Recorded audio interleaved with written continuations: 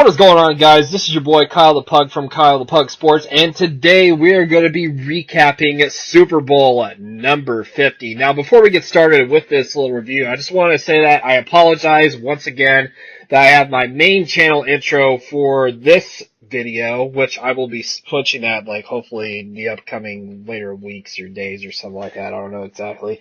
Due to my amounts of schoolwork and all, it's kind of hard for me to keep track of those things. But either way, I will be switching it. Somehow, some way, I don't know when exactly. I'll keep you guys posted on Twitter. Go twitter.com/KyleThePug, and I'll keep you guys posted on that. But either way, without further ado, enough of me blabbing on, let's get started with this review. So, I don't know where to start with this whole review. I can tell you guys right now that this was definitely not an offensive show. And I'll probably tell you guys why right now. So, that being said, I want to get to you a couple of stats from both offenses and defenses here in a bit. We'll start off with the offense here first. So, basically, Cam Newton, MVP of the NFL season, unanimous.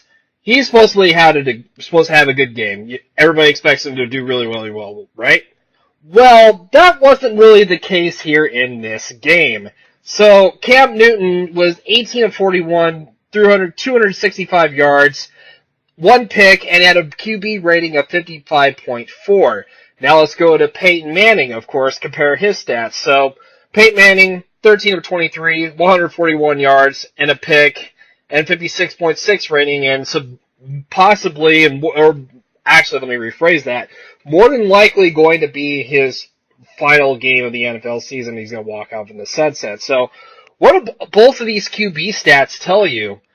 That, like I said, this was not an offensive show, and that I should say both of the defenses came up huge on certain plays, but more importantly, it was the Denver Broncos defense, which I thought played absolutely amazing. I mean, they didn't even give Cam Newton a chance to get comfortable in the pocket, especially when they rushed him.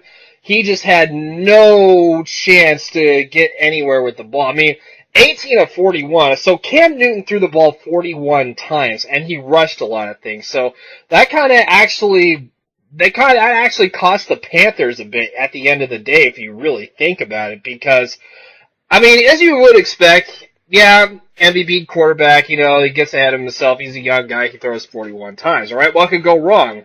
So he could probably complete 60% of those. I mean, that wouldn't be bad either. But only 18 passes were complete, and he has a 55.4 rating. And I'm not saying Peyton Manning, did better that game, though, but Cam Newton's stats, though, I mean, dear Lord, I mean, even Ted Ginn Jr. even he was going to have a pass attempt on that one play, but he got sacked one time. And speaking of getting sacked, both quarterbacks, I can't even talk, Manning and Cam Newton were sacked 11 times combined. So, more importantly, the defenses just came through in the clutch right there. And I'll get to a little bit with the defenses here in a bit, though.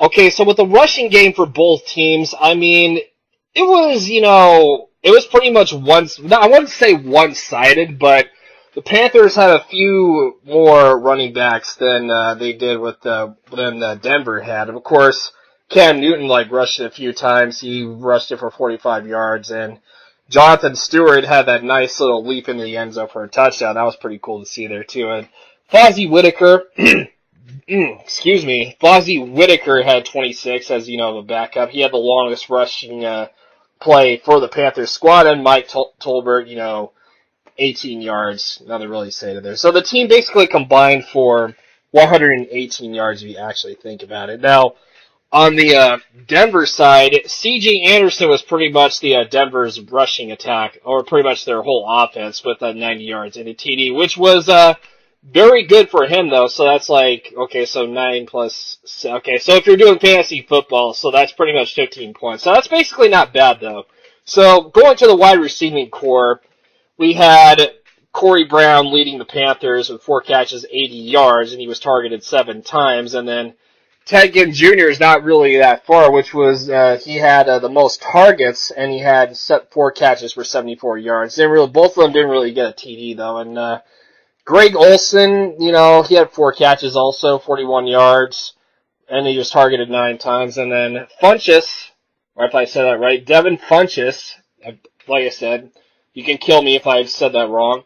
He had 40 yards off 2 catches, and he was targeted 5 times. So, and that was basically after that, because Jericho Cotchery didn't really do much. I mean, he was supposed to be a factor in that Panthers offense, but like I said, the Denver's defense just absolutely contained him, and then they tossed around Cam Newton like he was a rag doll. So going back to or not going back, but going on to the Denver receiving end. So of course, Emmanuel Sanders, he was leading the way. No surprise there. And Andre Caldwell, Owen Daniels, and of course C.J. Anderson are all the people that Peyton Manning threw to, but of course there were other people as well. Demaryius Thomas didn't really get much in there either, which kind of shocked me because he actually left the game with an injury and he never returned to that since then. So, okay, so, and this is actually another, I wanted to look at this also because I said before that offense was really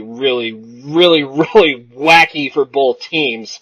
And it kind of shows, everybody else here that, of course, the fumbles lost, the turnovers, like I said, it was just, both offenses were just absolutely garbage. And, of course, like I said, everything was for the both defenses. So I'll get to the fumbles here real quick. So, Cam Newton, you normally don't see him fumble a lot. He fumbled twice and lost both of those fumbles twice. And then Peyton Manning lost one fumble. He fumbled it twice. And he had, and then he had Mike Tolbert losing one as well. And then, I don't think there was never much to do, really. But I'll now, now before we go on to the defense here, I will say this right now, a little off topic, but if somebody mentions puppy, or whatever that was, Puppy Monkey Baby, that's what it was. Somebody mentions that to me one more time on my Twitter feed, I swear I'm going to go berserk. But, anyways, going to the defenses here real quick, that's where it actually started to get a little bit more interesting. So basically, we're going to start off with the MVP, Von Miller. So, he had, of course, 5 tackles, 2.5 sacks, and he got some QB hits, and he was basically the MVP of the Denver Broncos defense, and also the MVP of the game at the same time. But everybody had a significant role on the Denver defense. Of course, you got Malik Jackson, Aqib Talib, and he had those penalties over there, which kind of killed him. But other than that, I mean, he definitely recovered in the second half, for sure. And then Chris Harris Jr., TJ Ward, you got the powerful Denver defense that, like I said, just absolutely throttled Cam Newton, and it was just absolutely an unbelievable sight to see for the Denver's defense. Now, Carolina, like I said, they did really good as well, since behind Luke Kuechly, I should say. Like I said, I apologize if I butchered that name. And then behind him was Thomas Davis, Charles Johnson, and of course Shaq Thompson, and then Cortland Finnegan as well. So, and of course we got the interceptions. Coney Eiley, and then TJ Ward also had one. Basically we saw a game where it was just a lot of kicking, a lot of punting, a lot of special teams, a lot of defense. That's basically all it was, really. So, and then Graham Gano, the kicker for the Panthers, he was 1 of 2 from field goal percentage. That one miss he hit off the crossbar, was aiming right. And then Brandon McManus, 3 for 3, perfect. And I was surprised he wasn't in the running for MVP because he kicked all those field goals and he had basically had almost more points than the Carolina's whole team combined. So that's pretty funny if you ask me. But at the end of the day, I just want to tell you guys my overall thoughts of the game. Now, of course, when Denver's defense got going, it was basically the first half of it, I thought, was just basically, it was pretty straightforward. It was really fast-paced, though. I mean, once the defense got on Cam Newton, as I said before, they started playing their game. They got Peyton Manning in the, little rhythm. And I'm really, and a little off topic, though, I'm happy for Peyton Manning that he's walking off in the sunset with the Super Bowl ring, because he was a little overdue for his Super Bowl ring, and I'll explain that here in a bit why he was overdue. But going to the other side of things with Cam Newton, I mean, like I said, he was in the Super Bowl, he got a bit overconfident with his team, 15-1. He thought that they were going to have a great time in this game, but apparently they just weren't ready for the Denver defense. And like I said before, I was also wanted to mention that.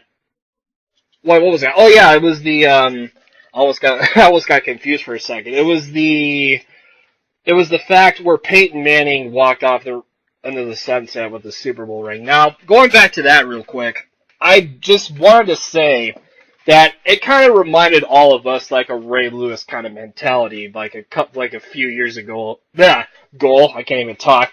A few years ago, where Ray Lewis won his final Super Bowl ring against the San Francisco 49ers, and it was definitely one of the perfect sights to see there, basically. Now, going back to this game, now personally, I know I picked Carolina on the podcast, to win, 31-17, and I know everybody's getting on to me and personally, but at the end of the day, I really never cared, though, who won. I just wanted to see a good fight. Now, as I said before, the first half was basically, it was pretty fast-paced, but when the second half occurred, I just thought it was really, really slow. Then it just got boring after a while. Now, the Super Bowl really did have its ups and downs. I mean, the defenses came out to play. It was fast-paced in the first half, and then the second half is I just kind of lost interest there because I knew Denver had all the momentum in the world, despite, Carolina had a couple attempts to make the comeback, but it just wasn't meant to be at the end of the day. So, that being said, it was okay of a Super Bowl. I mean, it wasn't, one of the greatest Super Bowls ever, but, I mean, it had its moments, it had its ups and downs, and I'm pretty sure that, of course, that all the Denver fans are happy, they're celebrating. I mean, good for them. Congratulations. You guys definitely deserved it. But I think it would have been a little more better if both quarterbacks were actually more active and they weren't, I mean, I understand for Peyton Manning, but Cam Newton, I mean, come on, man. You gotta at least do better. You're the MVP. You're basically one of the best players in the NFL as of this. I don't know about this season, but maybe like future for many, many years to come. And you're basically the future. You gotta tell yourself that you're gonna be ready next time for whatever comes your way. And then when that time comes, you gotta be ready to grab it just by the ball sack and take advantage by it. But either way, I thought, I get the Super Bowl. I would say I would give it like an average C. That's pretty much what I've been given. I know people will have other thoughts, and I do want to hear your guys' thoughts in the comments below. But overall, at the end of the day, if it would have had more offense, I would have given it a higher grade. But it makes sense, though. It definitely does make sense that the defense came through. I mean, once the defense, like I said, once they clicked on all strides for the Denver Broncos, it was just all she wrote. So, that being said, that was my review of Super Bowl number 50, and if you guys really enjoyed the Super Bowl, just give me a comment below in this video, and don't forget to check out my main channel at www.youtube.com/theConLodi and I will see you guys on this channel when I do my next podcast video, which will be this Thursday, and I will probably be talking about more on the Super Bowl with, of course, Cowboy Nick as soon as we get everything set up. So, that being said, thank you guys so much for watching this video, and I will see you guys later. Peace!